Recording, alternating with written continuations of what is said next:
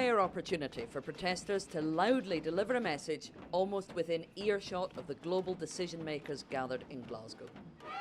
Greta Thunberg, who inspired the Fridays for Future movement, says those leaders have so far failed to deliver. Young kids inspired by Greta have drawn their own pictures of her. I know that she put out a sign and then everybody else started following her. Just That's like right. This. How do you talk to children this age about climate change without scaring them too much? I don't have to tell them, they themselves are aware. They know about plastic, about pollution, about air pollution.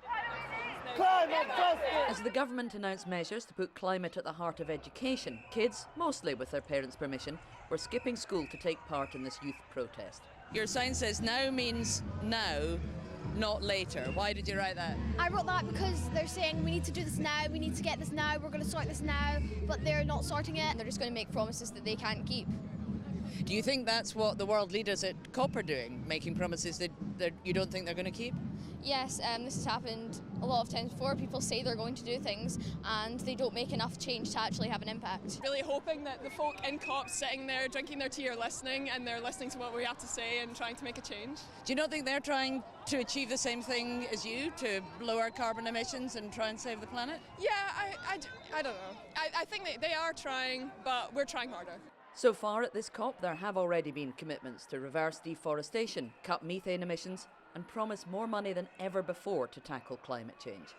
Greta Thunberg, who's at the front, doesn't seem very impressed with the progress of COP so far. What do you think? I think it's fair enough. It's COP26. I'm 26 years old. It's been 26 years. No progress has been made. Our carbon emission keeps increasing.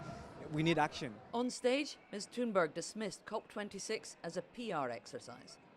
This is no longer a climate conference. This is now a Global North Greenwash Festival. A 2-week-long celebration of business as usual and blah, blah, blah. They cannot ignore the scientific consensus, and above all, they cannot ignore us, the people, including their own children. Tomorrow, even larger crowds are expected, hoping to keep up the pressure before the final week of climate negotiations. Sarah Smith, BBC News, Glasgow. Pollution.